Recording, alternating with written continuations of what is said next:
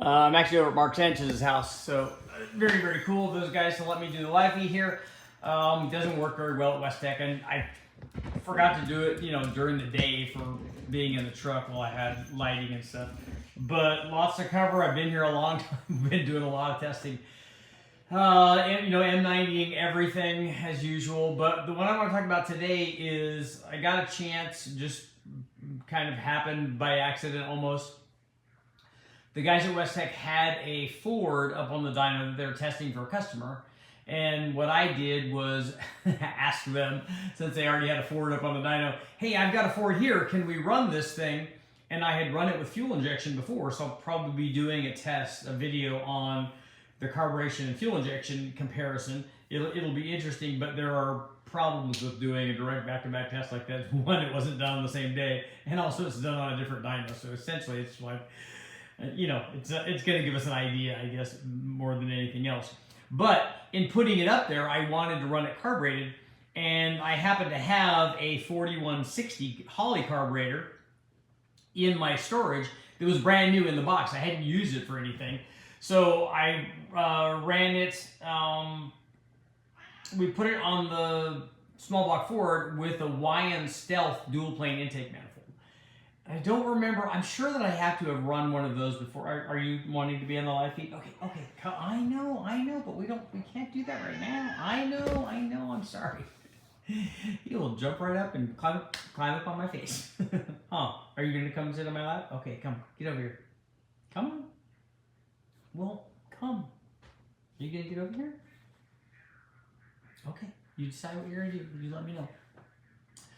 So I wonder, the 4160, I don't run those very often. Normally what I do is go to the carb cabinet at Westech Performance, and they've got the shelves for 650s, 750s, 850s, 950s, and then there are Dominators and bigger things. And then we have, there are a couple of E85 carburetors that they have there, and then there are also, we have one of Kevin from CSU's, the blow-through carburetor. That's kind of the thing, that's kind of our go-to blow-through carburetor,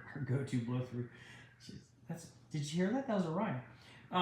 That's the carburetor that we use when we run turbos or blowers and blow through them, because that carburetor works really good.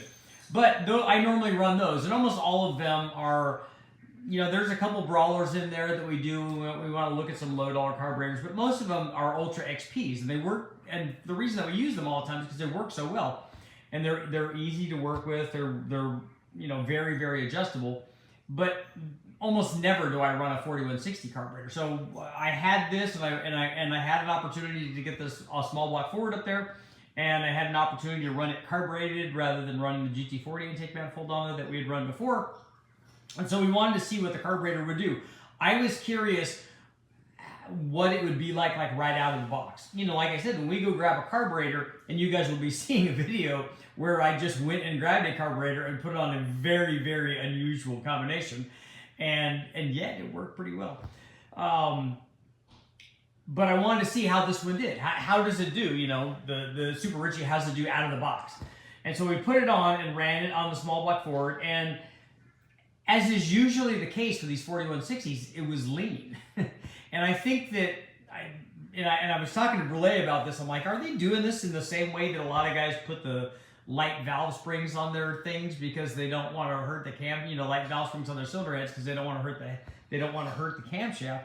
And I just wonder if they don't. I wonder why the Holley wouldn't put more jet or metering plate in it, or if they think that guys are just going to. Let me know in the comments what you guys think. But if they just think guys are going to be using these on really, really mild combinations. I mean, this wasn't a really, it wasn't a super powerful small block Ford, but it did have. Did have good heads on it, had blueprint aluminum heads on it, and it did have a good camshaft in it. And it was making, 375 or 380 horsepower, so certainly a lot more than a stock one. But, it's been my experience with these carburetors that when we take them off of one combination and put them on another combination, and they're jetted right and they're doing fairly well, they continue to work fairly well. But the 4160 definitely was lean.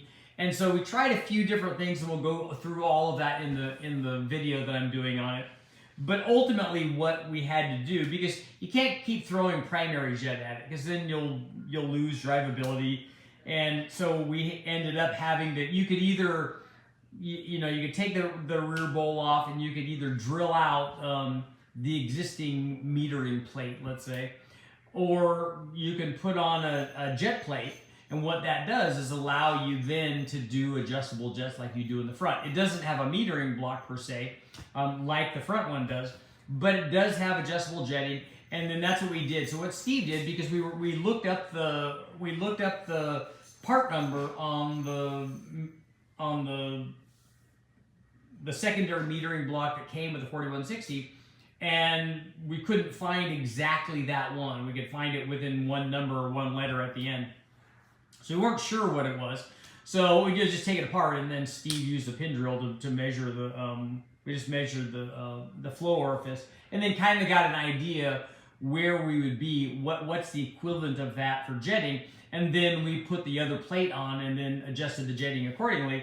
But it turned out we added more jet, and we went through a whole sequence of things, and I'll cover all of those in the video to talk about what happened and what change we made, and then what was the change for us particularly. We were looking at air fuel, because we wanted to dial in the air fuel like I always do with fuel injection or carburation. We wanted to dial in the air fuel, and then we started adding timing. I think we started out with this thing around 30 degrees of timing indicated, but we wanted to get, we want to make sure it had enough fuel flow before we started adding more timing to it. We were naturally running this on pump gas. We were just running it on 91 that we have here in California.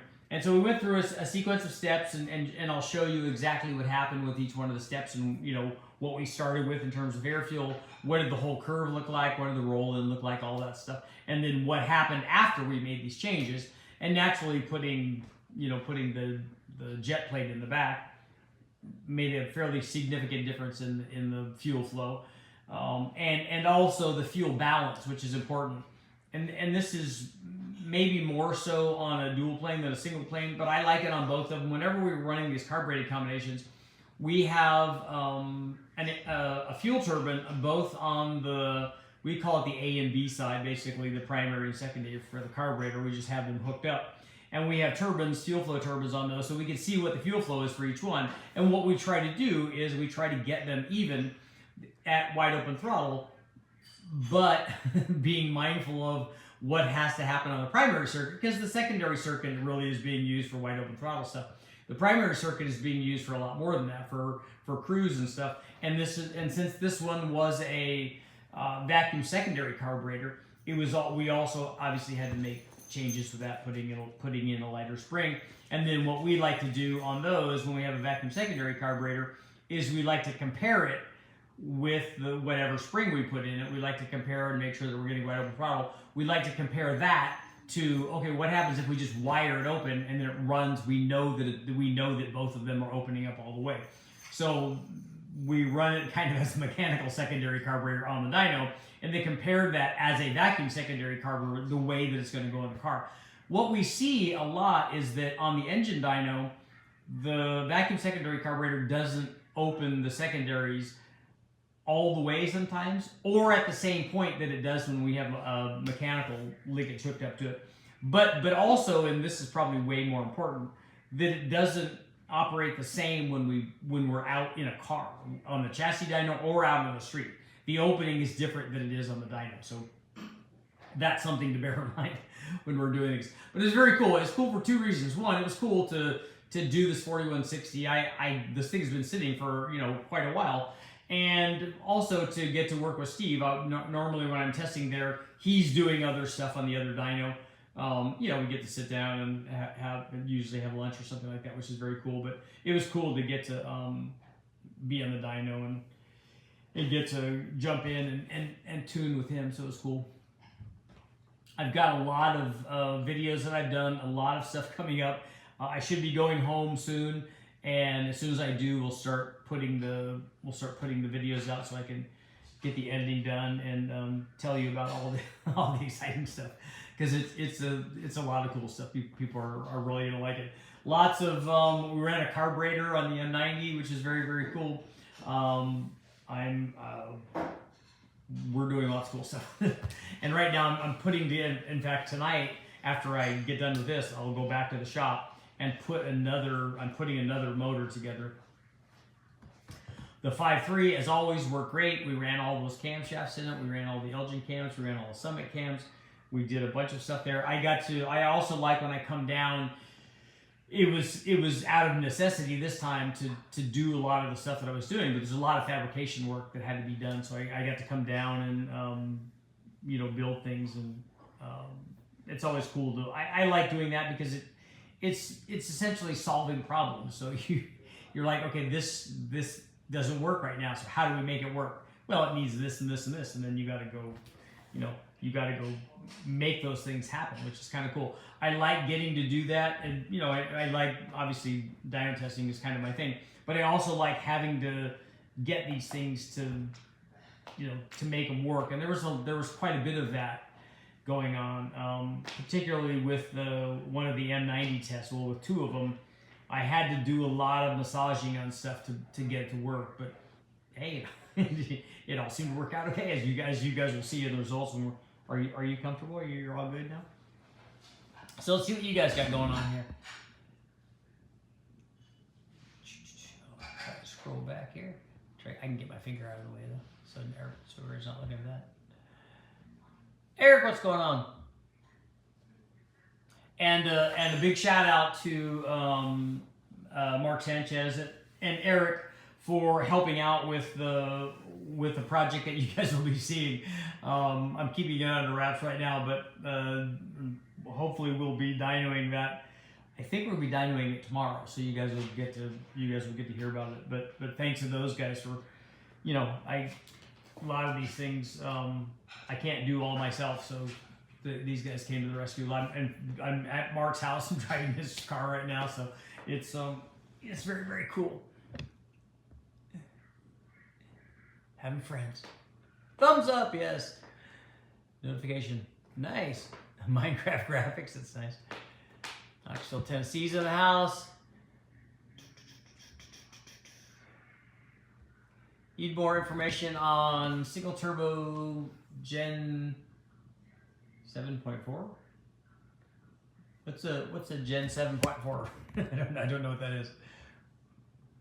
Someone brought it up and said that you're going to drive the prices of the M90s up. Yeah, you guys need to go grab a bunch of those.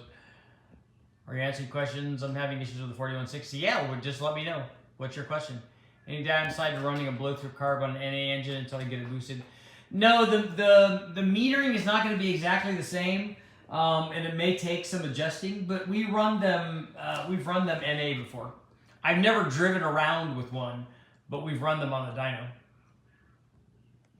My son just got a 6-liter. About forged pistons. Does he need forged rods to run boost? If not, what pistons take stock Gen 4 rods? There are different manufacturers who make pistons for stock rods, but if you're going to do one, I would do both. I think the which one breaks is a chicken and egg kind of thing.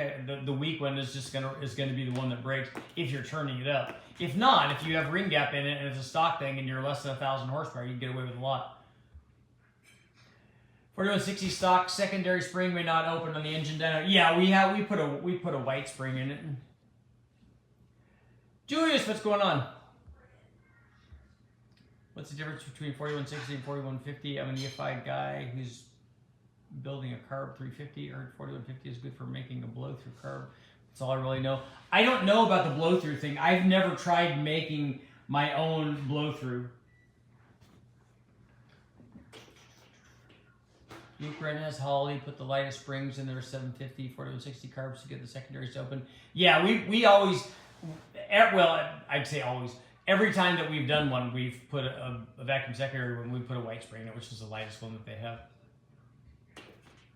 Blow through carb beats draw through carb turbo. That's one thing I need to do is I still need to do a draw through turbo. Use a mechanical secondary for blow through. Our blow through, well, CSU's blow through carburetor is definitely a mechanical secondary.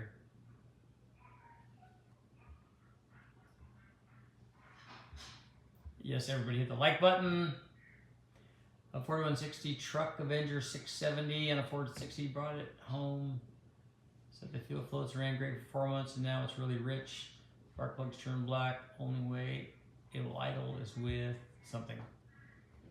You have to see what happened. The carbs don't go bad.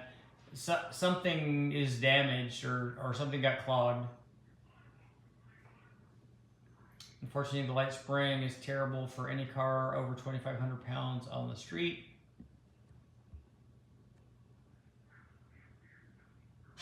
Cold air intakes are better than short ram intakes. I mean, are you talking about cold air intake being better than a hot air intake? The idle screws seated too lean.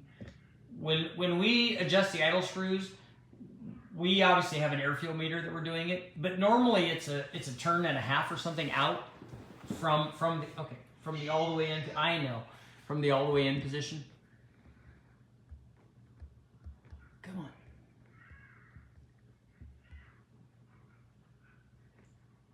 Uh-oh, Julius, that's not good.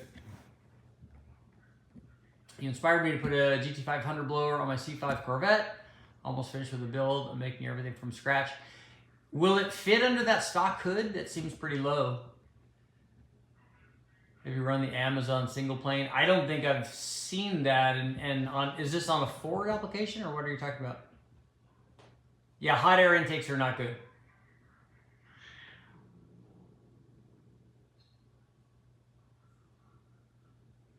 You don't have control of idle mixer screws, there's fuel getting past boosters or leaking internally or blowing power valves.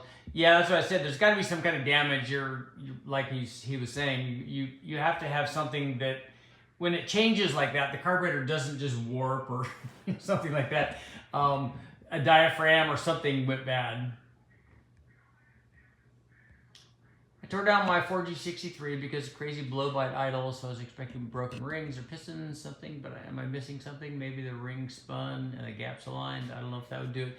Well, the rings will align, but then they'll come out of alignment because both rings will be rotating. So they will overlap at some point, but I don't know why it would come and go. Did you wash the walls down or something? Did you change the mixture?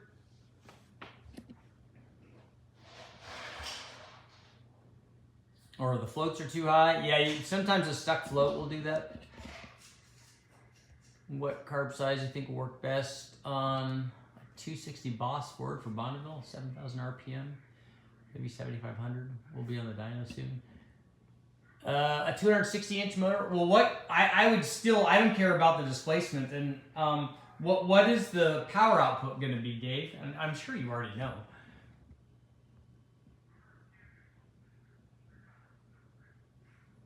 Automotive, what's going? Overbuilt. Spending the night pressing on my main seal and mounting up the flywheel and clutch. Also have to check out the oil pan clearance. I just did that turbocharged Subaru guy. I just did oil pan to pick up clearance on a small block Chevy tonight. Twin charge Subaru guy. Richard, are you going to be at the media conference in a few weeks? Yeah, the MPMC, I will be there. Got a 6-liter Gen 3 iron block, 706 head, sloppy stage 2. Going to see all the boost. What brand of rods and pistons do you prefer shooting for 1200 with rec ports? 1200 won't be hard to make that number. The Summit Pro LS stuff works pretty good. My phone is turned all the way up. I can hardly understand you. Let me see if I can. I don't know if that's going to help. I just made an adjustment. Looking for 400 horsepower. I have 4 carbs to run. Oh, 400 horsepower. Then I would run something small. I would run a 650. I'd like to see more twin charge theory. Turbo boost plus blower boost is how much boost? I can tell you what it's done each time we've run it. Because we ran it on the V6 and we ran it on the 03 Cobra. How much do you think you could reliably make with a stock bottom end and a blow-through setup these days? I don't think that. I think you do the same thing that you do with fuel injection. I just don't know. Kevin tells me that you can that the drivability is still good on too. But I just don't know about the, I don't know about that because we never drive it. The power is very easy.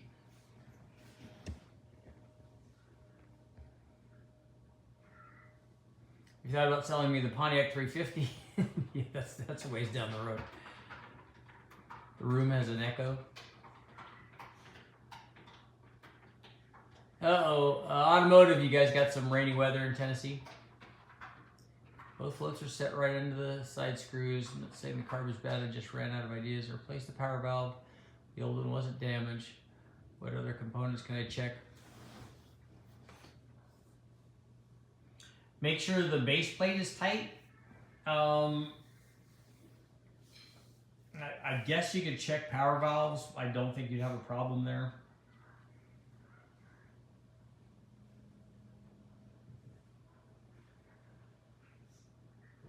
Check and make sure something's not clogged. I've been looking at budget coyote swaps. Is there such a thing?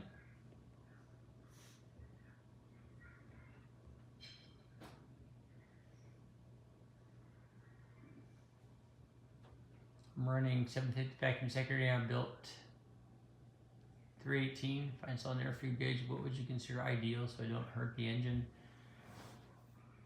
I think, are you talking about at wide open throttle? At cruise, you know, in the 14s is fine under cruise at very light throttle, but at wide open throttle we like it to be, I would want on a carbureted deal, we normally would be in the 12s.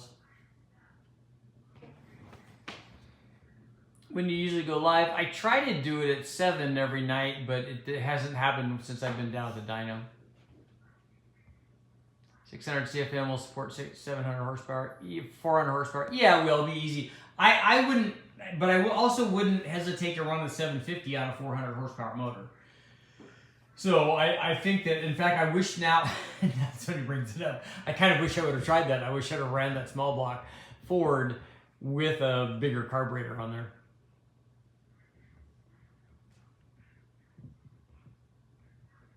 $650 will support it, yeah. Building an LQ4 for a single turbo. It's currently stock ECU and harness and OBS. Should I consider standalone or can I stay with the stock? You can make lots of power with a stock computer. Just look at Matt over at Sloppy. He even has tunes that you can use. What's your take on B series versus K series? I don't know. I don't ever look at generalized questions like that, because I don't like one more than the other. I've done lots of stuff with both of them. A K series is newer, so it makes more power.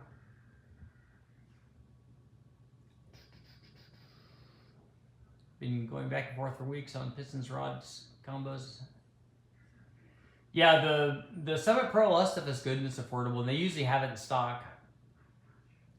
Have you tested Airflow Research's lower AFR enforcer heads?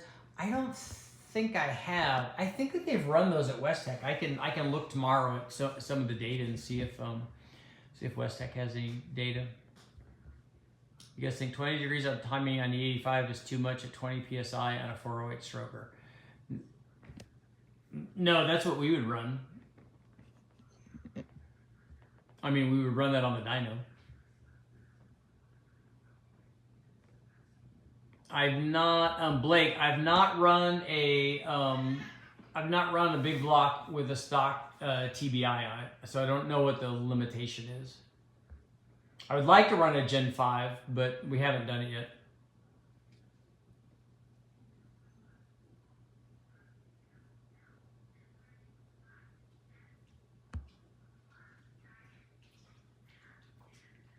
Our buddy Chad is telling me to use those over stock heads. The Airflow Research heads would definitely be better than stock heads.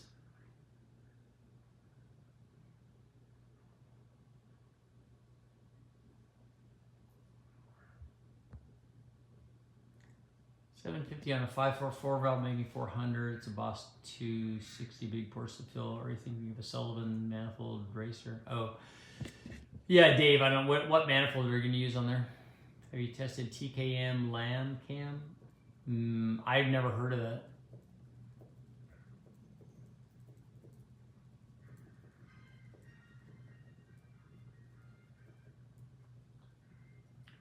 That's where I've got it. Seems happy, but it's not as easy to tell during street pulls and data logging versus dyno pulls when I'm stopping. Yeah, when it stops making power. Well, we don't on boosted stuff. We don't normally go till it stops making power because that's it's just really close to where it stops having pistons.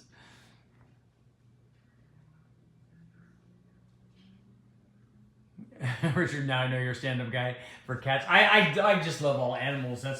We don't have any cats. We only have 3 dogs, but I'm definitely an animal guy, including sharks, obviously, and snakes and stuff. All the weird stuff too. Not so much bugs though. Although I have held a friend of mine back in high school had a tarantula. That was pretty cool. But that much more lizards and snakes though. 6 dogs and 2 horses. Yeah, I did date girls with horses.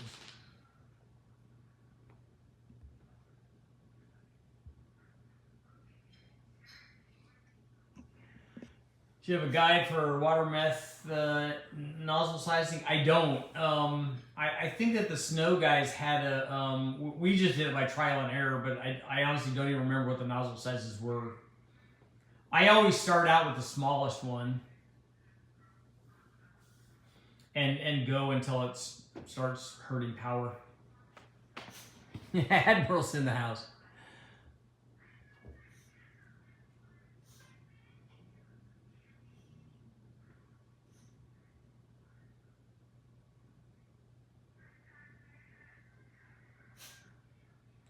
It'd be cool for Chevy to bring the Camaro back as a mid-engine car, the Viper coming back as a mid-engine. That would be cool.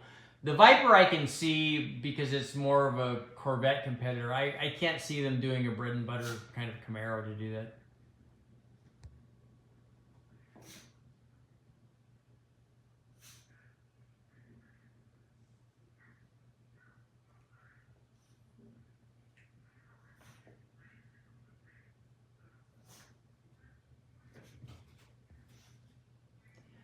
Is an 850 too small for a built 496? I don't know what you mean by built.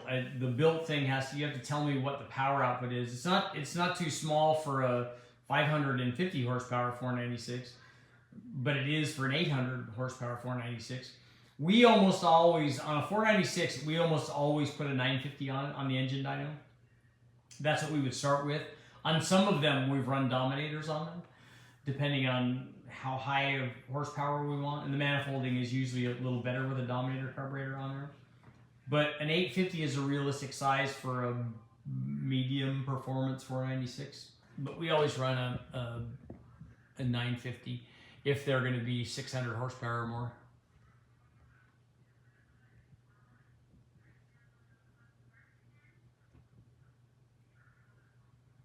I'm shooting for 600 to 700 wheel horsepower. Are those safe goals for a stock for L80? I don't. Somebody else has to find out about or let you know about the transmission. I don't know about how much a stock one will handle. Putting on the dyno next week to finalize my tune. Hoping to see 1200 wheel horsepower on 25 psi on a 408. I think that should be a realistic number. A 408 build should make 600 or more NA, and then so at 15 pounds you would be at 1200, and you got a long ways to go. That's flywheel horsepower, and then you got to get to wheel horsepower, but 10 pounds of boost should get you through the wheel horsepower number. So I think that that's probably okay.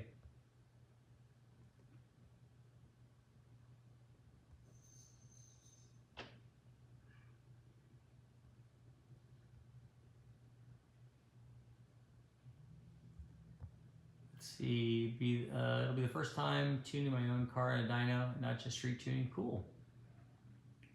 I could see a 4-liter V10 generator in a hybrid Viper, or maybe an all-wheel drive setup. Ponderous install a shift kit. Oh, and the Turbo 400. I do like shift kits. That was one of the first performance modifications that I did to my Camaro way back in the day, and I think that was fantastic. What's a good blow-through carb to use on a boosted 350 and maybe 700 wheel horsepower or keep it drivable? I always go back to the CSU stuff. We haven't tested a lot of other ones. We've run the, who is it? Quick Fuel stuff, I think, had some blow-through carburetors that I think we ran at Westech.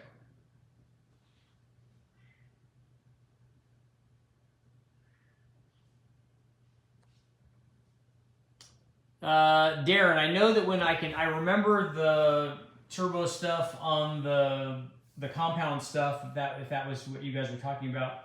The compound stuff on the 03 Cobra was, we have 7 pounds coming from the turbo and 11 pounds from the blower, and we had 21 or 22 pounds total.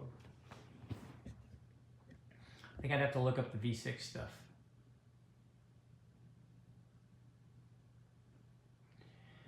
Do you have any videos on lobe separation angle? What do you want on lobe separation angle? I did a test where we ran 4 different lobe separation angles, and that video is up on an LS if that's what you're looking for. Stop.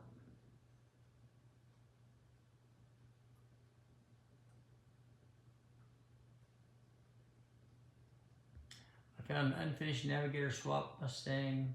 Oh, on Facebook. $800 bucks. That seems like it's a cheap deal.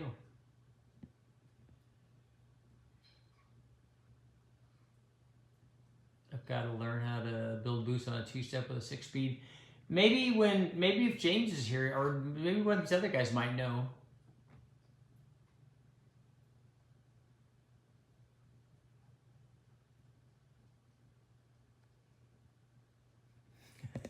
T, not 7 plus 3, 7 plus 11 is 21.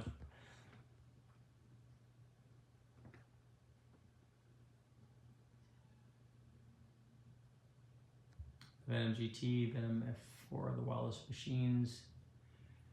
Yeah, those are cool. Anybody remember the old desktop dynos? Tim, what's going on? Yeah, I remember, guys. I remember in the desktop dyno days, guys arguing with me about that. Well, no, the dyno says it does that. I'm like, I know, but that's a simulation program. I said it doesn't actually generate data. It generates an idea.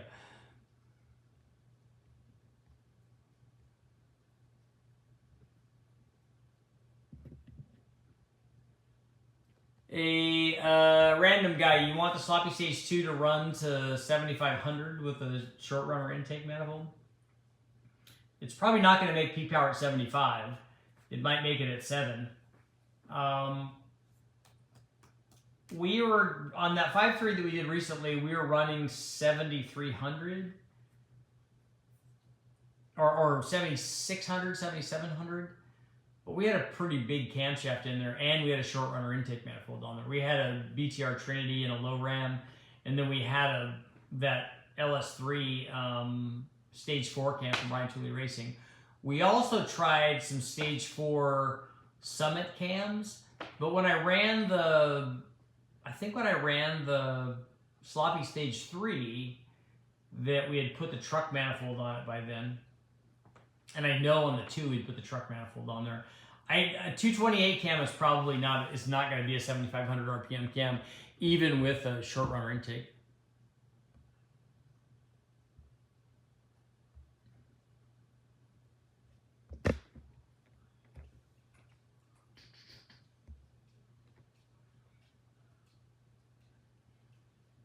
There's also an 07 GT500 blower and manifold for cheap on Marketplace. Cool.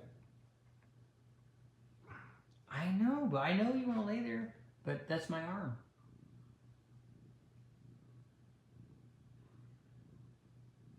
I know. Built my first 400 based on desktop dyno in 2000. Made it pretty much exactly what it said. Still running this day, but that was probably a very big fluke. No, I'm not saying I can't give you good information. I think it's a good idea. It's fun to play with, but you just can't. You can't take that and argue with somebody that just gave you dyno data and say, oh no, you did this wrong or whatever.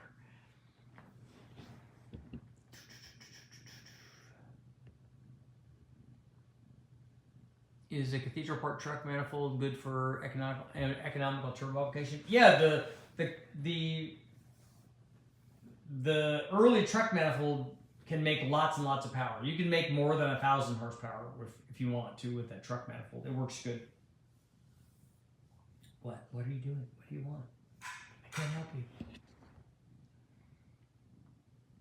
If it makes it at 7,000, should be good for shift drop on a power glide.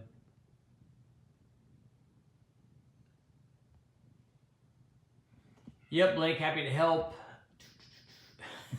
Not pet the kitty. He is getting pet, huh? You are. You're getting nothing but attention. And you just, if you're not petting him, he just rubs against you, pets himself. I'm a Honda guy, don't know much about building V8s, but I like learning about them. They're all internal combustion engines are the same. They work better when they have lots of, cylinder head flow, more cam timing, intake manifold, changing the intake manifold runner length changes the operating range. All of that does the same thing regardless of whose name's on it. The nice thing about Honda stuff, especially VTEC Honda stuff, is that you get 2 cam profiles, which is nice.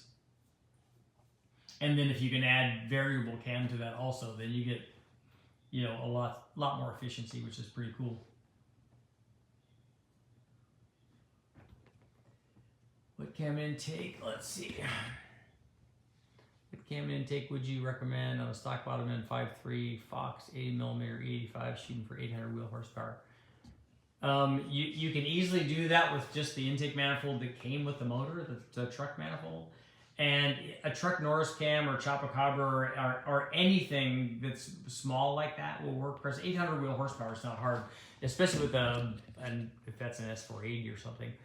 An 80mm turbo is more than enough. Would you run a 5.3 hot rod cam or hot rod cam with a single plane 5.3 and 5-speed with a 273 gears on as much RPM as possible without beating up the trans when cruising at 17 to 1800?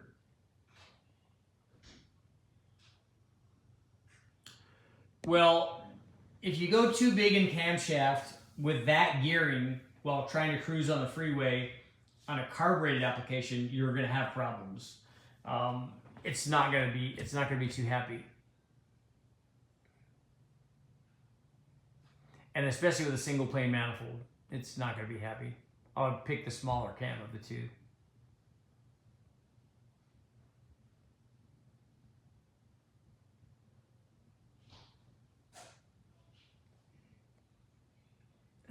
Peak rear wheel horsepower out of a 6-liter with a truck Norris cam. I don't know. Have you done everything else to it and the limitation is that camshaft? Do you have ported head? Do you have a really good intake manifold? Do you have long tube headers? What do you have?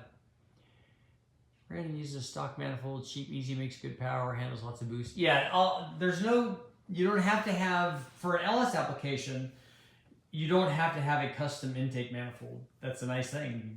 You don't even have to have custom heads. If you put a cam and springs in it, and I put head studs and gaskets in it, and then you put a turbo on it, and you just start turning the turbo up to get to the power level that you want. You gotta put rain gap in it too, though. Although there are people out there that telling you, "Oh no, I run these all the time." No, I don't. I don't ever put rain gap in them.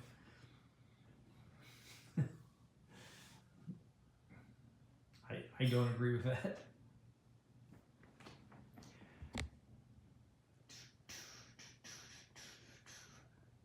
Shadow Ops, my 408 has a stage 4 BTR turbo cam and with a 0.53 overdrive at 373, I'm turning 1200 RPM at 55.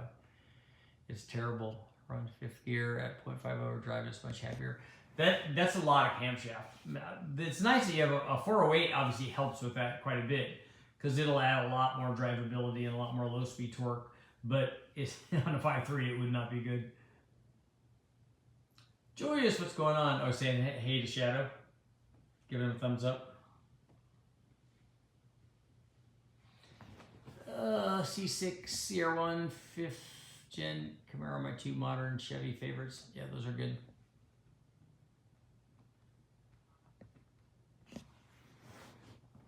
I remember in my Mustang, and my 5-liter Mustang had the 274 extreme energy cam, so a 224, 232 cam. It had trick flow, high port heads on it. I don't remember what manifold it had at that time. It was either a GT40 or a ported Cobra kind of thing. And it had a Vortec on it. And I used to run at the Silver State because I was all about the top speed stuff. And we put 241 gears in it with the stock T5 trans. So it had a .68 fifth gear. So it really didn't even want to run in fifth gear. It was terrible on the freeway. You had to be going about 90 for the thing to be useful with that gear and that camshaft combination on the 5-liter Mustang.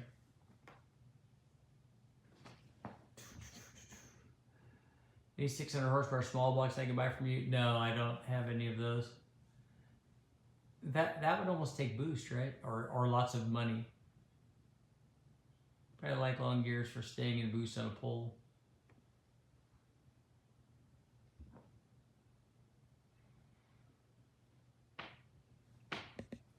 Got a 5.7 LS1 iron block. Yep, that's a good way to go.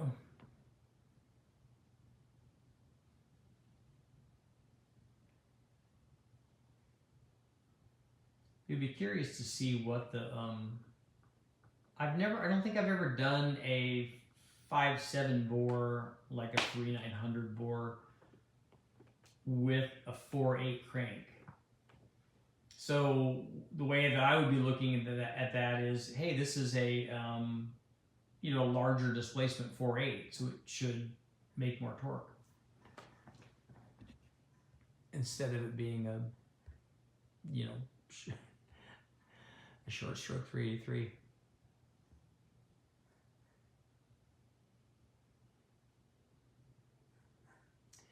I just uploaded the first wide open throttle pull on YouTube running only 15 pounds on E70. Well, is that 15 pounds on the 408? That should be pretty sporty. I mean, you should be near 4-digit power levels there. Should be a lot. Man, I've been down here a long time and I haven't been over to a wrecking yard yet. Working on twin charge Mini Cooper GT3076 blowing into a ported Eaton. That should work good. Are you just having the Eaton there to make the turbo more responsive? Feels close to 1,000. Nathan, I would think that it would be there. I mean, and the cool thing about the 408, it's going to be making a lot of torque too. Should feel pretty sporty.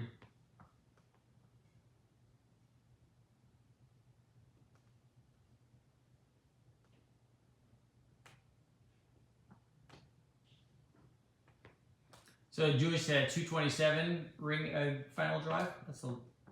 That's pretty tall. That gear set that I got came out of a van. I think it was originally a van that had I think it had a 3-speed trans in it.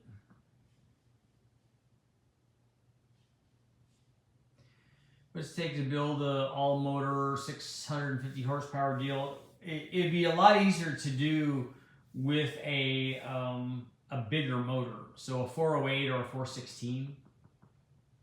You could make 600 with, or more than 600 with like a 6.2, but you'd be spinning it.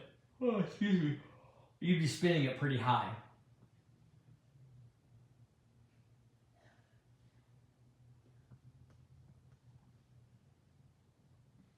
Yeah, Julius, going from a 227 to a 373, is that what you said? That would be a big difference. I went through a lot of different final drives, a lot of different gear sets, gear swaps on my Mustang. It came with 308s from the factory, and we tried 273s, we tried those 241s. I think I even went the other way and tried 373s or 355s. It was cool when you're driving around town, but I do like having low cruise RPM, and I do a lot of freeway driving.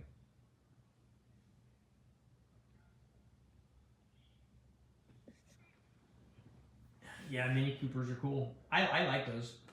I like the original ones too. I think that the blower Mini Coopers sound cool. I like being able to hear the supercharger. When I was running the M90s these times, you could definitely hear it. I know it's. I've had lots of. All the days at Westech have been, you know, are 11, 12 o'clock at night kind of things. I come home and Mark and I talk. The 273's got 23 miles per gallon and 95 single cab Silverado. That's a lot. I think the gears in my truck and my Silverado are 4 series. I've been questioning people about making a 2-wheel drive and maybe a 4L80 so I could do something fun with it. I want the blower wine and the turbo, yeah. Yeah, that's the best. Why not have both of them?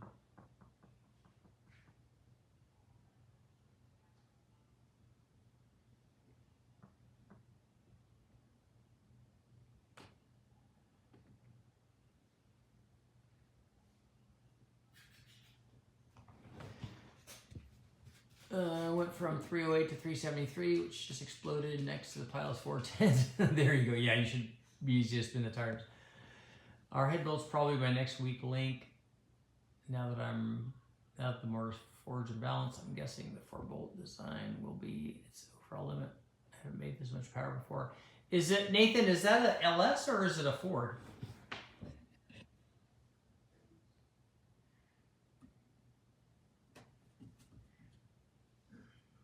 LS. Do you have stock head bolts in it right now? I would.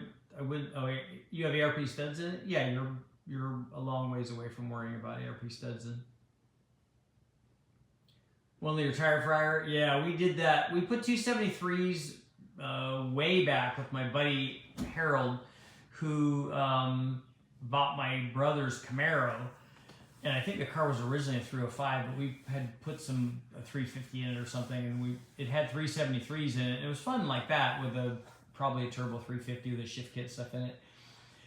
It had some sort of iron, you know, stockish kind of iron head on it, and it had a cam in it and a 4-barrel and stuff and headers. It was fun, but it was like, you know, like a 14-second fun.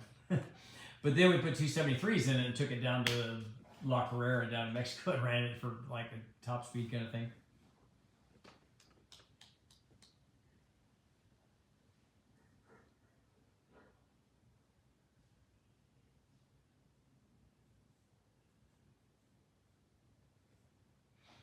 So what was your car running there, Julius? Okay, 13.6, 13.8. Nice.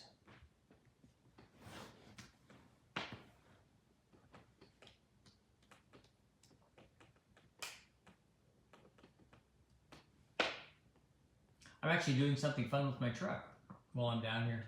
We're gonna put the truck on the chassis dyno. See all that power. 330,000 miles. So before I have to go, this is a LM7. It's a 2002.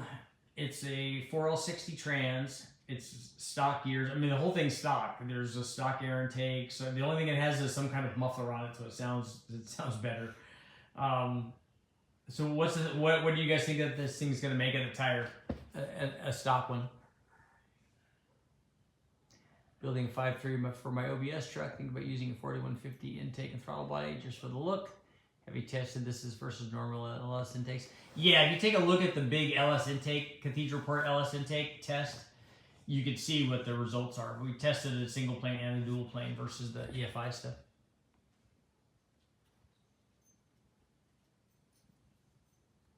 Nathan, 245, 251. What's the difference between a small block and a big block?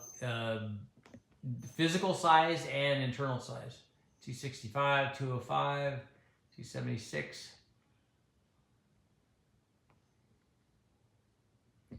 My old man just signed over the pink slip to his 1940 Ford Coupe.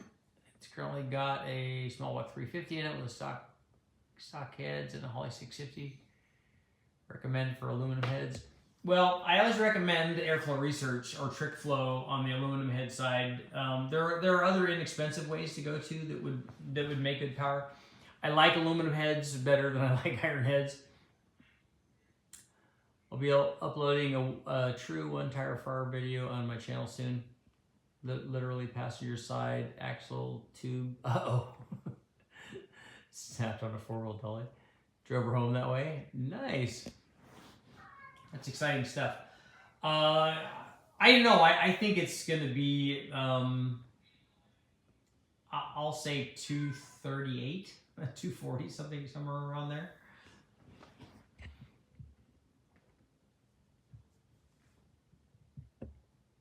I don't know, you know, I don't know how bad or good the motor is. It still keeps driving, and I don't, very rarely does it ever see wide open throttle. It does burn oil. Or yeah, it does use oil. And also the oil pressures seems to be wanting to get lower. I'd like to put a pump in it.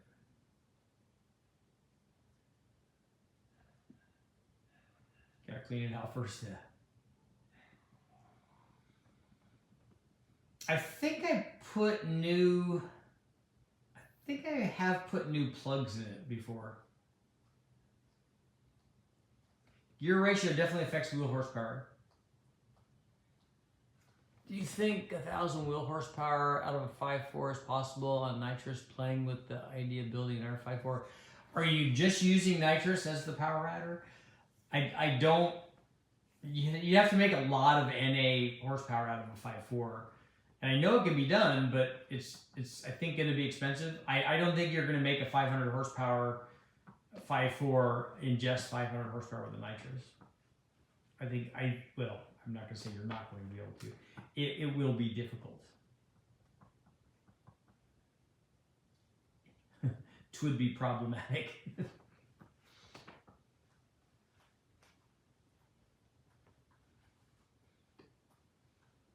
The carburetor thing was really cool. Like I said, it's been a long time since I got to be on the dyno with Steve, and now I'm going to do some chassis dyno stuff, which will be fun.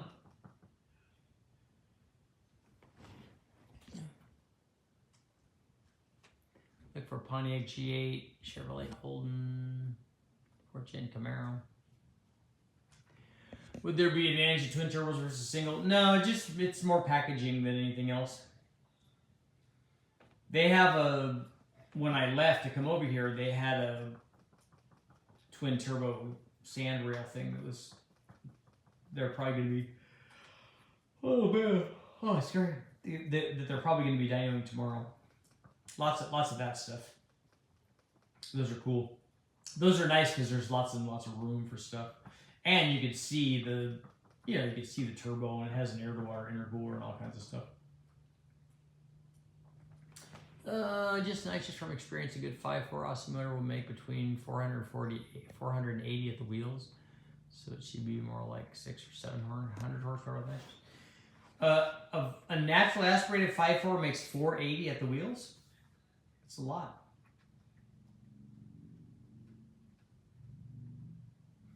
Are 4-barrel style intakes with the EFI fuel rails better in any way? Better in any way compared to what?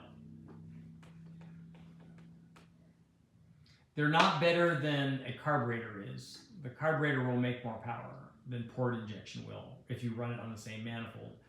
And then a comparison between that sort of 4150 style intake manifold with fuel injection on it, with port injection on it. If you compare that to another long runner style manifold like a Fast or a Trailblazer SS or something on an LS, those will make they'll make less power through most of the curve. And on a Fast, they'll probably make less compared to a Fast manifold. They'll probably make less peak power too. Otherwise, they're kind of designed for higher engine speeds.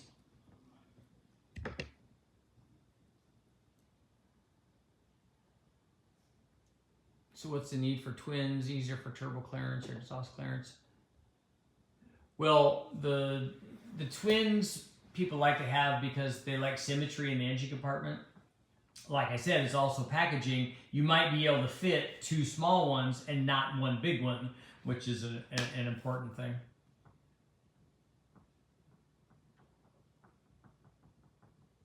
Really, everything's better with twins, right? Plus, you get to say, I have a twin turbo. Because if you say I have a turbo LS, I mean, people that know that that's a good thing, but you have a twin turbo LS, yeah, that's like 1 better than a regular turbo. I don't think there are carb intakes with EFI rails unless if there are plugs in the intakes where fuel injectors would go. Yeah, I run intake manifolds like that all the time. Every EFI port injected manifold is also a carbureted manifold. That everyone that has a 4150 style throttle body on it and has port injection can also be run with a carburetor.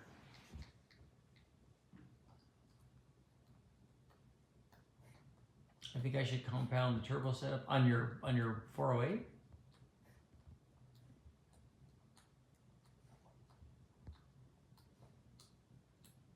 Dead broke, what's going on? The EFIs are Holley and quads and quad TBIs retrofit solution for carb cars.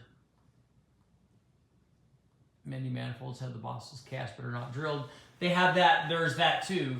Sometimes they sell, some of the manufacturers sell the different versions of the same manifold. Like they sell a Victor Jr., let's say if it's Edelbrock, set up for port injection, and then also one that's set up for a carburetor. It would make sense for them to use the same casting, I mean, from a financial standpoint, because then you just have other machining operations to make it the port injected version of the carburetor one. But what we do is we run it with port injection and then leave the injectors in place just to plug the holes basically, and then put a carburetor on it. And it's the same thing, it's the same manifold. It's just that now we're getting our fuel from a different place, higher up. And also different kinds of atomization and stuff is going on, different fuel flow versus the signal. So a lot of things are different with a carbureted application. Basically, but what's going to happen with the power output is a function of the manifold design.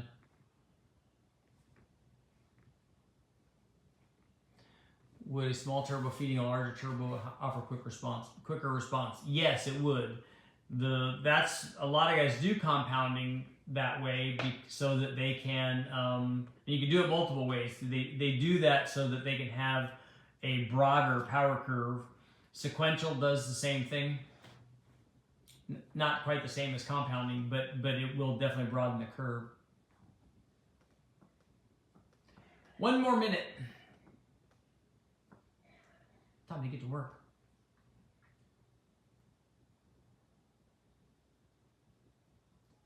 Which is more detrimental to power gains? Why would a spacer be detrimental to power gains?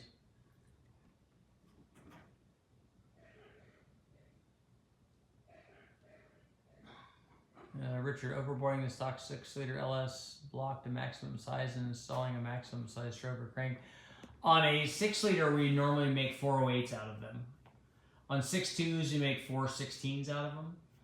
You can, if you sleeve the blocks, we've made 468s out of them. We did it out of that one was out of an LS6 block, so out of a 5.7 block, but you could do it to any of those. Because if you have more sleeve length, then you can put more stroke length in it. And we ran 4 250 stroke cranks, and then we ran 4 185 bores, I think. But so you can go bigger if you sleeve it, you can go bigger on the bore size, and then also because the sleeve that you press in from Darton or whoever is longer, now you can use more stroke length and not pull the piston out of the bottom of the hole. So like I said, we made 468s, and the 468s made good power. With a aftermarket block, you can go more than 500 inches.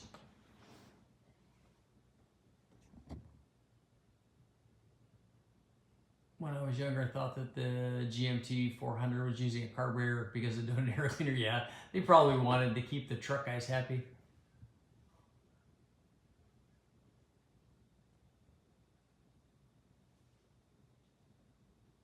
Blending electronic boost control for a compound set is probably a good idea.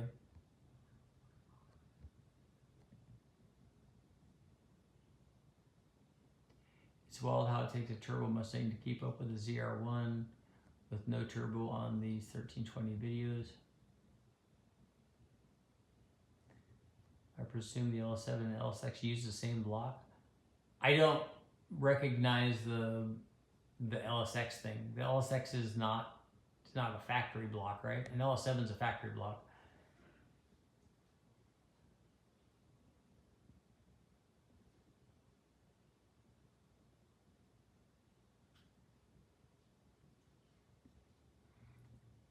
How about with just a single? Well, what controller do you have, Nathan? What controller do you have on there now? How are you controlling? How are you regulating boost or adjusting boost?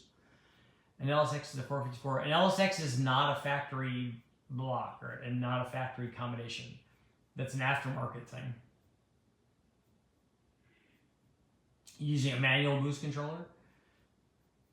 So you have to decide. You'll only know that after based on the response rate of the turbo that you're using on that combination, and then you can, if you have a boost controller, you can manage that better by putting a lighter spring in there, and then having it ramp up with the controller. LSX block is what GM uses in the B18. Yeah, that's an aftermarket block. I mean, it's GM Performance, but that's the aftermarket division of GM. So an LS7 is a factory block, like an LS6 is a factory block, or an LSA, or an LM7 or L33. All those are factory blocks, but an LSX block is not. What came with an LS7? An L7 is an LS7 block. It's an LS7 aluminum block. And on that note, it is time to go. So hopefully I'll see you guys all tomorrow and have more dyno data for you. And then we'll start, as soon as I get home, we'll start putting the videos out there. You guys will like it. It's a lot of good stuff. Thanks for watching. I can't push